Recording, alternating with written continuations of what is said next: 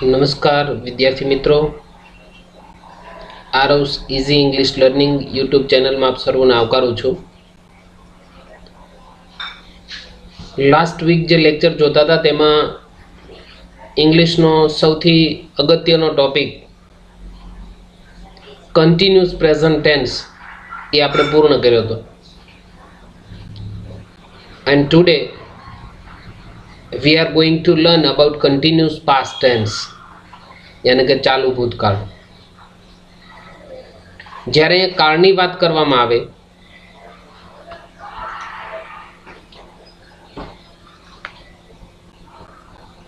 ત્યારે હું માનું છું ત્યાં સુધી એ બાબતથી આપ સર્વે પરિચિત હશો કે સૌપ્રથમ ક્રિયાપદના રૂપો એમની જે મૂળભૂત જરૂરિયાત છે, બેઝિક ગ્રામર માટે જે જરૂરિયાત ઊભી થવાની એમાં સૌથી ઇમ્પોર્ટન્ટ છે વર્બ. ક્રિયાપદના રૂપો આવડવા જરૂરી. There are three types of verbs. First is the root form of the verb, the past form of the verb and the past participle form of the verb. ક્રિયાપદનું મૂળ રૂપ, ક્રિયાપદનું ભૂતકાળનું રૂપ અને ક્રિયાપદનું ભૂતકૃદંતનું રૂપ. આ બાબતોને જો ક્રિયાપદ આપણને આવડતા હશે, એના ત્રણેય રૂપો આપણને આવડતા હશે, તો હું માનું ત્યાં સુધી આપણને ખૂબ સરળતા રહેવાની. હવે જ્યારે ચાલુ ભૂતકાળ એટલે કે ગ્રામરનો ટોપિક ભણવા જઈ રહ્યા છીએ, પહેલા મારી એક નાની એવી વાત આપ સર્વે દર્શક મિત્રો માટે અહીંયા રજૂ કરું છું. અહીંયા મારા દ્વારા જે કોઈ તૈયાર કરવામાં આવ્યા છે જે વિડીયોઝ, એ વિડીયોમાં આવનારા સમયના પડકારોને પહોંચી વળવા તેમજ અંગ્રેજી વિષયમાં મેં જે કંઈ કૌશલ્ય પ્રાપ્ત કર્યું અને જે કંઈ અનુભવ પ્રાપ્ત થયો એના પરિપાકરૂપે ઇંગ્લિશ ગ્રામર છે એનું ગુણવત્તાયુક્ત સાહિત્યનું ભાથું છે પીરસવા માટે મેં મારી કટિબદ્ધતા દાખવી છે. આ વિડીયો એ ચેનલના માધ્યમથી વિદ્યાર્થીઓ શિક્ષકની મદદ વિના વ્યાકરણના મુદ્દાઓને સમજી અને તેનું રિવિઝન કરી શકે, લોંગ ટર્મ માટે યાદ રાખી શકે, તે માટે દરેક વિદ્યાર્થી વિડીયોના અંત ભાગની અંદર પણ એક્સરસાઇઝ અને તેમના આન્સર પણ સાથે સમજાવ્યા છે, એની વિસ્તૃત સમજ આપી છે. સમગ્ર વિદ્યાર્થીઓ, સારસ્વત શિક્ષક મિત્રો, આચાર્ય સારસ્વત મિત્રો તેમજ સરકારી તેમજ ખાનગી શિક્ષણ સંસ્થાઓ અને શાળાકીય શિક્ષણ સાથે અનુબંધ ધરાવતા જે કોઈ શિક્ષણ પ્રેમીઓ છે એમને મારી આરવ્સ ઇઝી ઇંગ્લિશ લર્નિંગ ચેનલ, એ ચેનલને વિશ્વાસપૂર્વક દરેકે આવકારી છે. અને તે માટે ફરીથી હું આપ તમામ શુભ ચિંતકોનો ઋણ સ્વીકાર કરું છું અને ઋણ સ્વીકાર સહ અંતરથી અભિવાદન આપ સર્વનું કરું છું.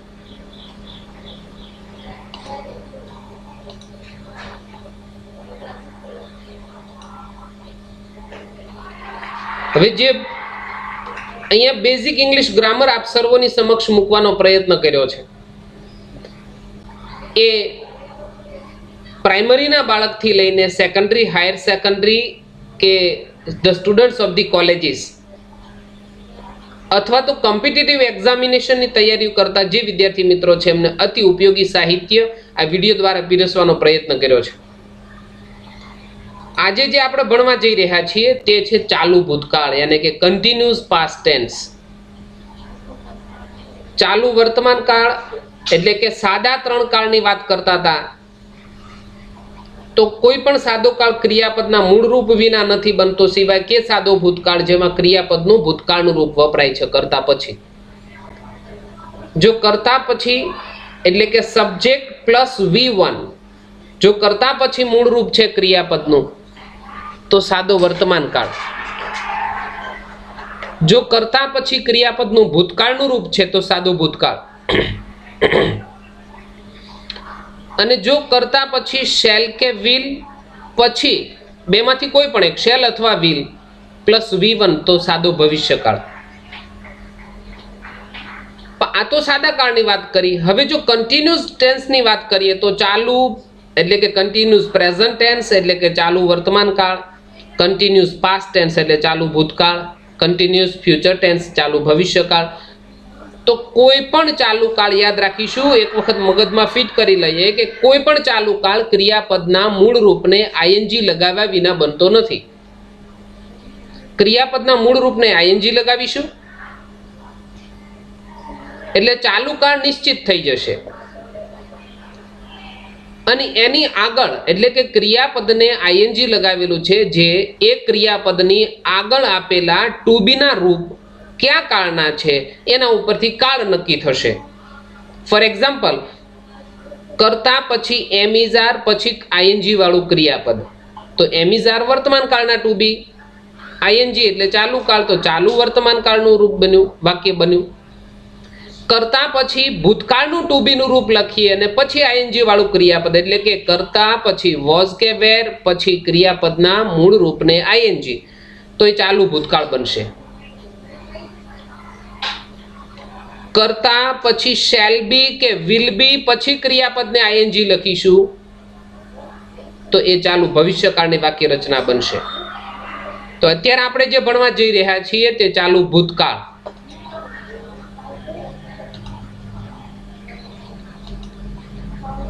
ચાલુ ભૂતકાળના સૌ પ્રથમ ઉપયોગો સમજીશું. પ્રથમ એમનો યુસેજ છે, ભૂતકાળમાં કોઈ ક્રિયા ચાલુ હતી તે દરમિયાન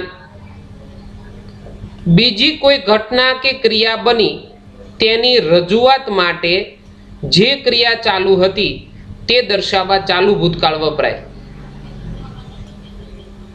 ભૂતકાળમાં કોઈ ક્રિયા ચાલુ હતી અને તે દરમિયાન બીજી કોઈ ઘટના કે ક્રિયા બની તેની રજૂઆત માટે જે ક્રિયા ચાલુ હતી તે દર્શાવવા ચાલુ ભૂતકાળ વપરાય. અને પછીના ક્રમે જે ઘટના બની તે દર્શાવવા સાદો ભૂતકાળ વપરાય. ટૂંકમાં એમ કહી શકીએ, એક ક્રિયાના અનુસંધાને જ્યારે બીજી ક્રિયા બને છે ત્યારે પ્રથમ બનતી ક્રિયા છે એ ચાલુ ભૂતકાળની અને પછીના ક્રમે બનતી ક્રિયા સાદા ભૂતકાળની છે. આ વાતને સમજાઈ ગઈ?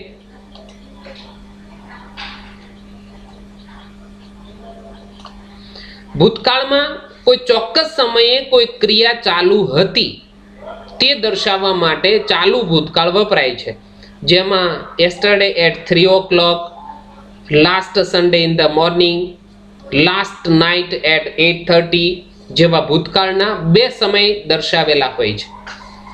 એક તો yesterday અને પછીથી at 3 o'clock, at 5 o'clock, in the morning, last night, આ રીતના બે સમય દર્શાવેલા હોય ત્યારે આપણે એને ચાલુ ભૂતકાળના વાક્ય છે એમ પરિચય થશે.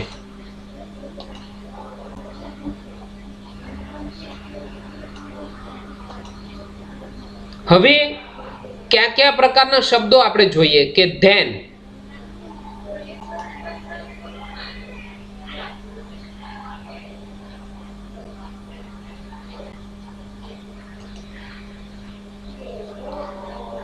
then, at that time, at that moment, that day, that morning જેવા ભૂતકાળના સમયદર્શક શબ્દો સાથે ચાલુ ભૂતકાળ વપરાય છે. જેમ કે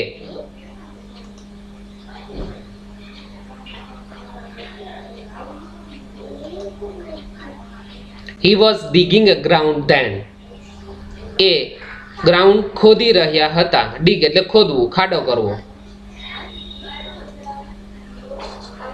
while અથવા as સમયદર્શક સંયોજકોની સાથે ચાલુ ભૂતકાળમાં વપરાય છે. એટલે યાદ રાખીશું કે while અથવા as સિવાયનું મેઇન ક્લોઝ હંમેશા સાદા ભૂતકાળમાં હોય. ફોર એક્ઝામ્પલ જોઈએ, while I was teaching in the class, જ્યારે હું ક્લાસમાં ભણાવી રહ્યો હતો, તો while સાથેનું વાક્ય હંમેશા as સાથેનું વાક્ય હંમેશા ચાલુ ભૂતકાળનું હોય, જ્યારે એની સાથેનું અન્ય વાક્ય સાદો ભૂતકાળ હોય છે. someone કરતા થયો, એના પછી ક્રિયાપદનું બીજું રૂપ એટલે સાદો ભૂતકાળ, કરતા પછી ક્રિયાપદનું બીજું રૂપ એટલે કે સાદો ભૂતકાળ. ત્યારે while કે as સાથેનું વાક્ય હંમેશા ચાલુ ભૂતકાળનું, જ્યારે એની સાથેનું અન્ય વાક્ય એટલે કે મેઇન ક્લોઝ જેને કહીએ મુખ્ય વાક્ય એ હંમેશા સાદા ભૂતકાળનું આવે.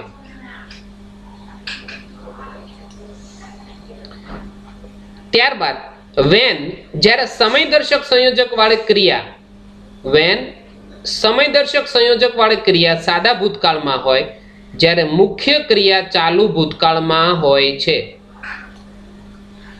મુખ્ય ક્રિયા ચાલુ ભૂતકાળમાં હોય છે. ઇટ મીન્સ વેન સાથેનું વાક્ય યાદ રાખીશું હંમેશા સાદો ભૂતકાળ, જ્યારે એની સાથેનું અન્ય વાક્ય હંમેશા ચાલુ ભૂતકાળ અથવા પૂર્ણ ભૂતકાળ પણ આવી શકે. ફરીવાર કહી દઉં કે while કે as સાથેનું વાક્ય છે એ ચાલુ ભૂતકાળ આવશે, જ્યારે when ની સાથેનું વાક્ય સાદો ભૂતકાળ આવશે અને અન્ય વાક્ય હંમેશા ચાલુ ભૂતકાળ અથવા પૂર્ણ ભૂતકાળ આવશે. જોઈ લઈએ આપણે. when you came at my home, when you came at my home, જ્યારે તમે મારા ઘરે આવ્યા ત્યારે we were taking our lunch, ત્યારે અમે અમારું બપોરનું ભોજન લઈ રહ્યા હતા. બપોરનું ભોજન. ડિનર મીન્સ સાંજનું એટલે કે રાતનું ભોજન. મોર્નિંગમાં તો બ્રેકફાસ્ટ. તો અહીંયા ફરી યાદ રાખી લઈએ, આ બધા જ કાળદર્શક શબ્દો તરીકે કામ કરશે અને કાળદર્શક શબ્દો પુનઃ વ્યક્તિગત રીતે લખવાની જરૂર નથી. અહીંયા કાળદર્શક શબ્દો એમના એક્ઝામ્પલ સાથે મેં આપી દીધા છે.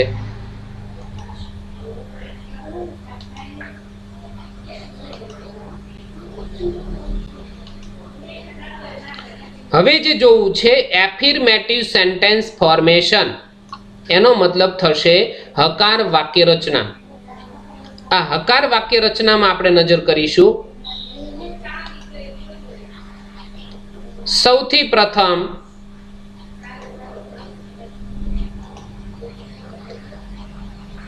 એક્ટિવ વોઇસ નું વાક્ય આપણે જોવું છે.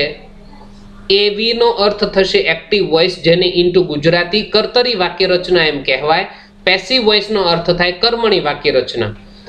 કર્તા પ્લસ વોઝ કે વેર પ્લસ ક્રિયાપદના મૂળ રૂપને આઈએનજી પ્લસ કર્મ પ્લસ અન્ય શબ્દો.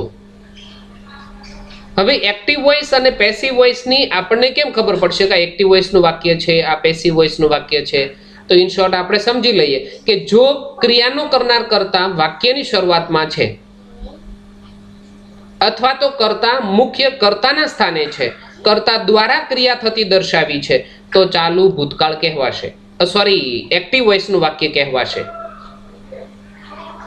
પરંતુ કર્તાના સ્થાને કર્મ મૂકેલું છે અને કર્મ થકી ક્રિયા દર્શાવી હોય એવું લાગે ત્યારે પેસિવ વોઇસ એટલે કે કર્મની રચના. ઇન ગુજરાતી હું બોલું કે હું અંગ્રેજી વાંચી રહ્યો હતો, તો હું કર્તા થયો અને વાક્યની શરૂઆતમાં બોલ્યો તો એ કર્તરી રચના થઈ. પણ જો હું એના સ્થાને એમ બોલું કે અંગ્રેજી મારાથી વંચાઈ રહ્યું હતું, અંગ્રેજી મારા વડે વંચાઈ રહ્યું હતું, અંગ્રેજી મારા દ્વારા વંચાઈ રહ્યું હતું, તો એ ચાલુ ભૂતકાળની પેસિવ રચના થઈ એમ કહેવાય. તો થી, વડે, દ્વારા એવા શબ્દોને કર્મણી વાક્ય રચનામાં સ્થાન મળ્યું છે. તો યાદ રાખીશું કર્તા પછી વોઝ કે વેર. કર્તા એક વચન હોય તો વોઝ, બહુવચન હોય તો વેર. એ વિગતે સમજાવીશ હમણાં. ક્રિયાપદના મૂળ રૂપને આઈએનજી ફરજિયાત, કર્મ પ્લસ અન્ય શબ્દો. હવે એમની પેસિવ રચના પરની નજર કરીએ તો કર્તાના સ્થાને આપ જોઈ શકો છો કર્મ લખાયેલું છે. કર્મને આધારે વોઝ કે વેર બેમાંથી કોઈ પણ એક લખાશે. કોઈ પણ ચાલુ કાળની પેસિવ રચનામાં બીઈંગ શબ્દ ફરજિયાત લખાશે. ક્રિયાપદના ભૂતકૃદંત વિના કોઈ પેસિવ રચના ક્યારેય બની શકતી નથી. બાય દ્વારા આગળનો કર્તા છેડે લખાશે. એટલે કે અહીંયા એક્ટિવ વોઇસમાં કર્તા આગળ હતો, અહીંયા પેસિવ વોઇસમાં કર્તા પાછળ આવશે. પણ જો સર્વનામ છે તો કર્મ વિભક્તિનું સર્વનામ બનવું પડે. અહીંયા આઈ છે તો બાય મી બની જશે. અહીંયા વી આપેલું હોય તો અહીંયા બાય અસ બની જશે. અહીંયા હી હોય તો બાય હિમ, શી હોય તો બાય હર, ઈટ હોય તો બાય ઈટ, ધે હોય તો બાય ધેમ અને યુ હોય તો બાય યુ. યુનું યુ જ રહેશે. તો આ રીતે કર્તા તરીકે કોઈ એક વચનનું નામ કે સર્વનામ હોય, અહીંયા લખાયેલા સર્વનામો છે અને જે એક વચનના સર્વનામો છે આઈ, હી, શી, ઈટ, આ એક વચનના સર્વનામો, તો તેની સાથે હંમેશા ભૂતકાળનું ટુ બી રૂપ વોઝ વપરાશે જ્યારે ચાલુ વર્તમાન કાળની વાક્ય રચના બનાવીએ ત્યારે.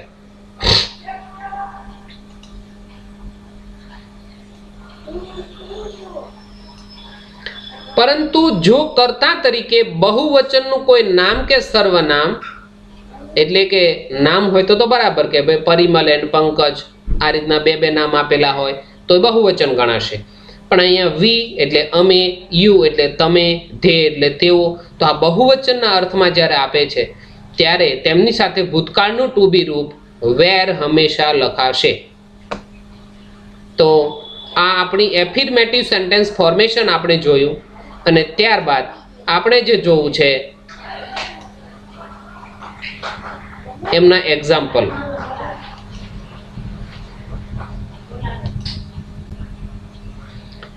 જ્યારે હું શાળાએ જતો હતો ત્યારે મેં તમને જોયેલા. For example, when I was going to school.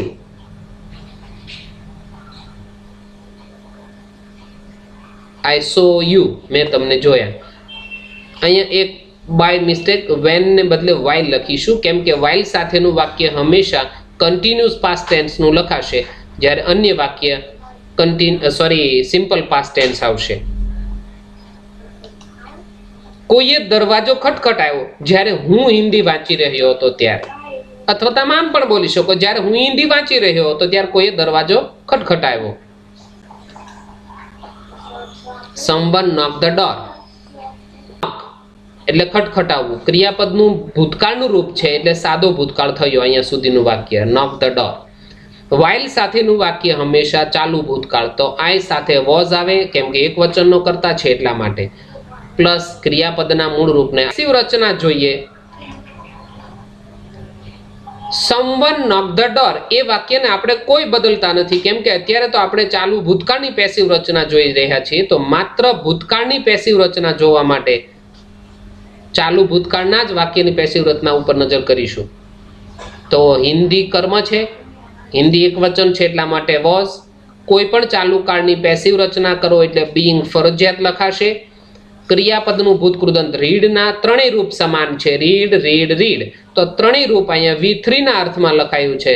By દ્વારા આગળનો કરતા છેડે લખ્યો. અહીંયા આઈ હતું એટલે બાય મી કર્યું. અહીંયા વી હોત તો બાય અસ કરત. અહીંયા યુ હોત તો by you લખેત.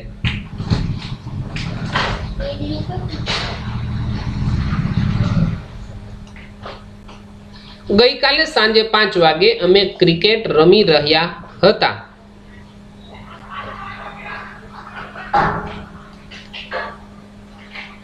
We were playing cricket at 5 p.m.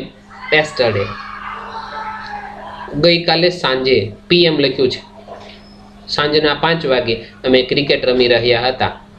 હવે એની પેસિવ રચના જોઈએ. કરતા છે વી, બહુવચન હતું એટલે વેર લખ્યું, ING એટલે ચાલુ કાળ, તો આનાથી ચાલુ કાળ, આનાથી ભૂતકાળ. તો ચાલુ ભૂતકાળની વાક્ય રચના સ્પષ્ટ સમજાઈ ગઈ.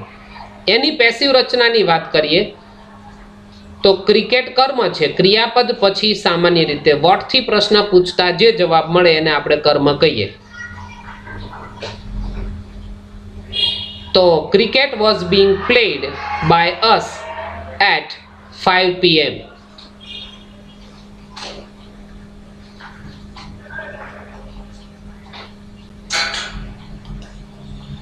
ગયા સોમવારે સવારમાં મિહિર એક પત્ર લખી રહ્યો હતો. તો એની એક્ટિવ રચના જોઈએ તો Mihir was writing a letter last Monday in the morning. તો મિહિર એક વચન હતો એટલે વોઝ, મિહિર એન્ડ પ્રણવ હોત તો વેર, કેમ કે બહુવચન થઈ ગયા કરતા એક વચન હોય તો વોઝ અને બહુવચન હોય તો વેર. પેસિવ રચના કરીએ તો a letter was being return. A letter છે એક વચન હતું એટલે વોઝ. ચાલુ કાળની પેસિવ રચનામાં બીઇંગ તો ફરજિયાત લખાય. ક્રિયાપદનું ભૂતકૃદંત એના વિના પેસિવ રચના નથી બનતી. બાય દ્વારા મિહિર નામ છે તો મિહિર જ રાખીશું. હી વત તો હિમ કરત. કર્તા વિભક્તિનું સર્વનામ હોય તો કર્મ વિભક્તિનું સર્વનામ બને, પણ નામ આપેલું હોય તો નામનું નામ જ રાખવાનું. Last Monday in the morning.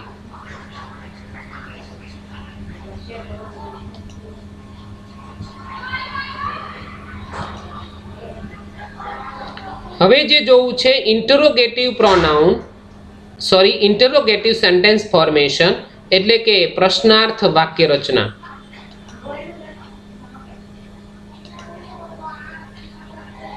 પ્રશ્નાર્થ વાક્ય રચના અને એટલે કે ઇન્ટરોગેટિવ સેન્ટેન્સ ફોર્મેશન અને એફર્મેટિવ સેન્ટેન્સ ફોર્મેશન એટલે કે વિધાન વાક્ય રચના અને પ્રશ્ન વાક્ય રચના બંને વચ્ચેનો તફાવત માત્ર એટલો છે કે કર્તા પછી વોઝ કે વેર લખતા હતા એને બદલે પ્રશ્ન વાક્યમાં કર્તાની આગળ વોઝ કે વેર લખાય છે અને વાક્યના અંતે પ્રશ્નાર્થ ચિહ્ન ફરજિયાત લખાય. બસ આટલો જ માત્ર તફાવત કર્યો. વોઝ કે વેર પ્લસ કર્તા પ્લસ ક્રિયાપદના મૂળ રૂપને આઈએનજી પ્લસ કર્મ પ્લસ અન્ય શબ્દો અને વાક્યના અંતે question mark you have to write compulsory. એની પેસિવ રચના જોઈએ તો વોઝ કે વેર કર્મની પહેલા લખાશે, બીઈંગ તો ફરજિયાત છે એ હંમેશા ભૂતકૃદંતની સાથે રહેશે, બાય દ્વારા આગળનો કરતા છેડે લખીશું અને ક્વેશ્ચન માર્ક ફરજિયાત. તો અહીંયા આપણે એમની એક્ટિવ પેસિવ રચના પ્રશ્નાર્થ વાક્યની જોઈ. એક્ટિવ વોઇસમાં એટલે કે કર્તરી વાક્ય રચના, પેસિવ વોઇસ એટલે કર્મણી વાક્ય રચના બંનેમાં પ્રશ્ન વાક્ય બનાવતી વખતે ભૂતકાળનું ટુ બી રૂપ વોઝ અથવા વેરને માત્ર કર્તા કે કર્મની આગળ મૂકતા પ્રશ્ન વાક્ય રચના બને છે અને વાક્યના અંતે પ્રશ્નાર્થ ચિહ્ન અવશ્ય મુકાય છે. કેમ કે આપણે ઇન્ટરોગેટિવ સેન્ટેન્સ બનાવીએ છીએ અને ક્વેશ્ચન માર્ક ન મૂકીએ તો એ ભૂલ ભરેલું છે.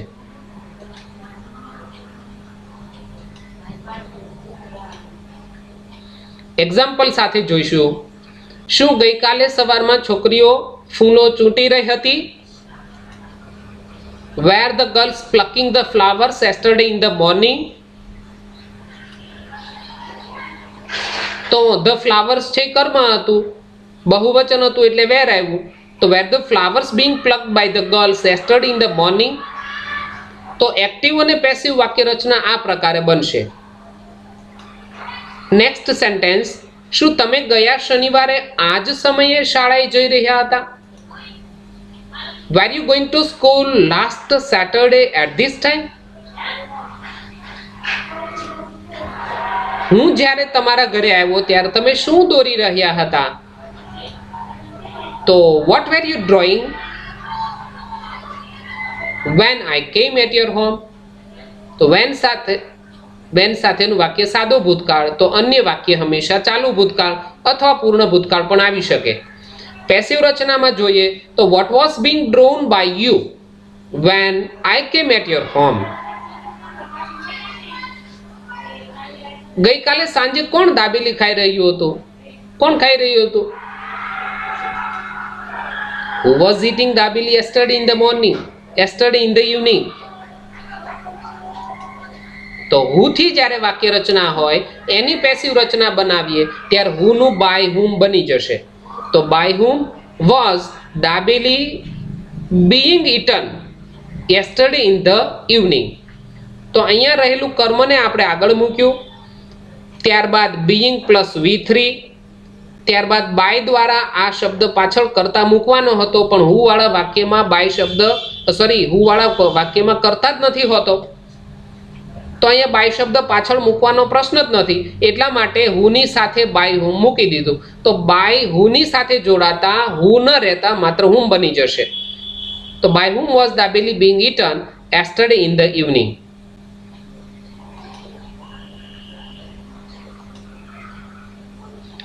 And then now we are going to learn about the negative sentence formation, यानी કે નકાર વાક્ય રચના હવે આપણે જોઈશું. નકાર વાક્ય રચનામાં નજર કરીશું. આપેલા ભૂતકાળના ટુ બી ના રૂપ પછી હંમેશા નોટ લખાશે. કર્તા પછી વોઝ કે વેર બેમાંથી કોઈ પણ એક લખીશું, ત્યારબાદ નોટ લખાશે. ક્રિયાપદના મૂળ રૂપને ફરજિયાત આઈએનજી લાગશે. કર્મ દ્વારા આગળનો કર્મ પછી અન્ય શબ્દ લખીશું. કર્મ પછી વોઝ કે વેર, કર્મ એક વચન હોય તો વોઝ, બહુવચન છે તો વેર, એના પછી નોટ લખીશું. ચાલુ કાળમાં બીઈંગ લખ્યું, ત્યારબાદ ક્રિયાપદનું ભૂતકૃદંત ફરજિયાત આવશે. બાય દ્વારા આગળનો કરતા છેડે લખી અન્ય શબ્દો વાક્યના છેડે. આ એમની એક્ટિવ પેસિવ વાક્ય રચના આપણે નકાર વાક્યમાં જોઈએ, એટલે કે નેગેટિવ સેન્ટેન્સ ફોર્મેશન આપણે જોયું. ફરી યાદ રાખીશું, નકાર વાક્ય બનાવવા માટે વોઝ કે વેર પછી તરત જ નોટ લખવામાં આવે છે. પેસિવ રચનામાં પણ વોઝ કે વેર પછી નોટ, બીઈંગ પછી નોટ લખવાની ભૂલ કરીશું નહીં. એમના એક્ઝામ્પલ જોઈ લઈએ તો વધુ સરળતાથી સમજાશે.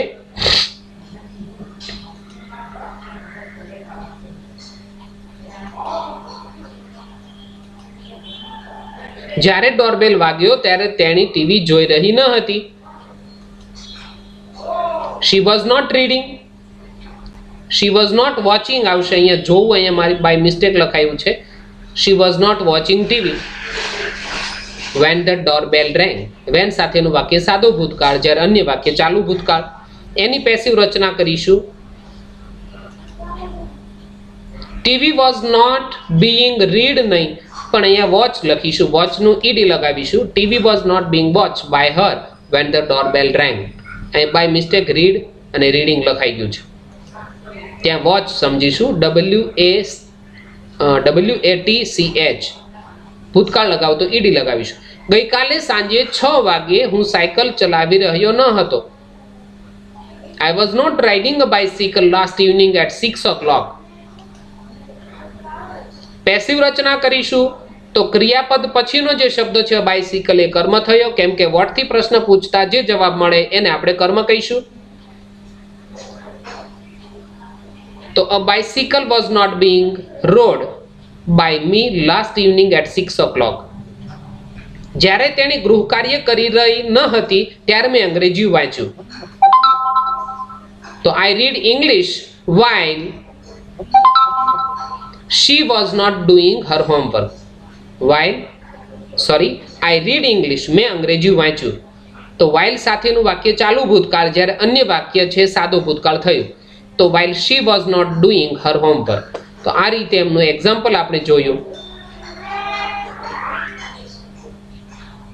એની પેસિવ રચના જોઈએ. I read English એ તો એમને રહેવા દીધું કેમ કે સાદો ભૂતકાળ છે, પરંતુ અહીંયા while સાથેનું વાક્ય ચાલુ ભૂતકાળ છે, એની પેસિવ રચના કરીએ તો her homework was not being done by her. Her homework was not being done by her. આ પ્રકારે એની પેસિવ રચના બનાવી.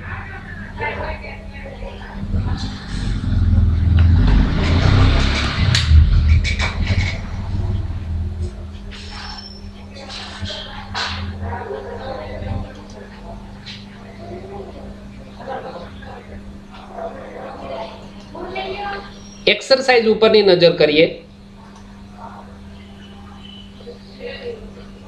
મનીષાબેન blank to her neighbor કવિતાબેન when the baby began to cry. તો when સાથેનું વાક્ય સાદું ભૂતકાળ છે. જો when સાથે baby began એ સાદું ભૂતકાળ. તો મનીષાબેન was talking, was plus talking આવશે અહીંયા. આ ખાલી જગ્યાની અંદરનો જવાબ બોલું છું, was પ્લસ talking.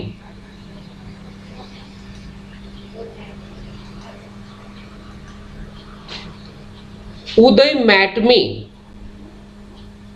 while સાથેનું વાક્ય ચાલુ ભૂતકાળ. ઉદય મને મળ્યો, મીટનું ભૂતકાળ met, એટલે ઉદય met me સાદો ભૂતકાળ. while સાથેનું વાક્ય હંમેશા ચાલુ ભૂતકાળ. તો while I was going to school, અહીંયા was going to school આવશે, to go નું going થઈ જશે. we blank not blank the best from the west when you call us. જ્યારે તમે અમને બોલાવ્યા ત્યારે અમે વેસ્ટમાંથી બેસ્ટ વસ્તુ બનાવી રહ્યા ન હતા. નહીં તો બનાવતા હતા, પણ ત્યારે તમે બોલાવ્યા ત્યારે નહોતા બનાવતા. તો we were not making, મેકનું making MAKING. we were not making the best from the west when you call us. આ પ્રકારે એ ખાલી જગ્યાનો જવાબ થયો. yesterday at 5 o'clock, ગઈકાલે 5 વાગે a Hindi movie was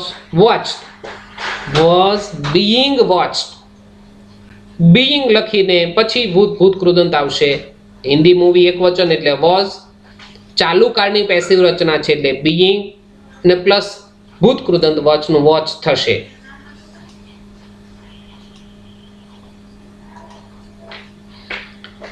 when I reached there, જ્યારે હું ત્યાં પહોંચ્યો, a pit यानी कि the pit blank not blank by the workers to dig આ ક્રિયાપદ છે. જ્યારે હું ત્યાં પહોંચ્યો ત્યારે કામદારો દ્વારા ખાડો ખોદાઈ રહ્યો ન હતો. તો the pit was not being આવશે plus V3 dig dug dug. તો ડીગનું ભૂતકૃદન થશે ડગ, DUG. તો ધ પીટ અહીંયા વોઝ પહેલી ખાલી જગ્યામાં માત્ર, નોટ તો છે જ, being dug by the workers આ એનો જવાબ થયો. કેમ કે પેસિવ રચના છે. જો ખાડો ખોદવાની ક્રિયા કોઈના દ્વારા કરવાની વાત થઈ છે.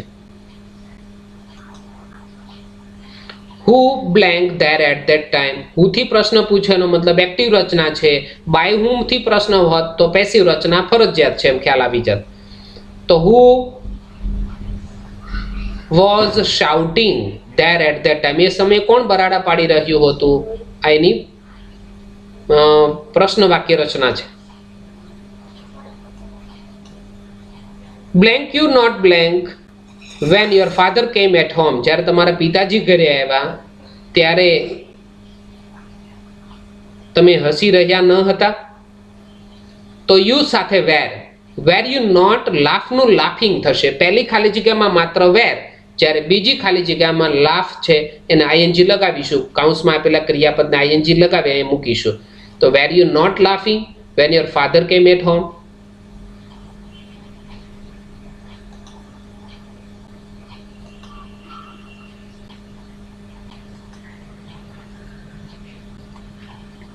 અહીંયા આ કન્ટિન્યુઅસ પાસ્ટ ટેન્સ સૌ પ્રથમ એમની એફિર્મેટિવ સેન્ટેન્સ ફોર્મેશન જોયા, એમના યુસેજીસ જોયા, એમના કાળદર્શક શબ્દો જોયા, ત્યારબાદ interrogative sentence formation with their example જોયા, and then at last we have seen negative sentence formation with their example, and at the end of the video we have seen the exercise of the continuous past tense.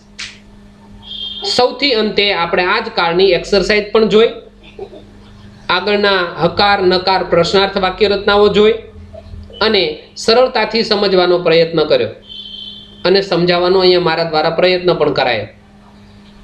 અપેક્ષા રાખું છું કે ખૂબ સરળતાપૂર્વક આપને આ video સમજાયો છે.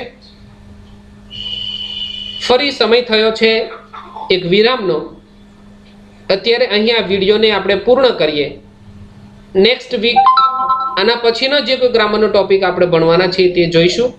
અત્યારે અહીંયા આપણા વિડીયોને વિરામ આપીએ. ફરી ગુડ બાય.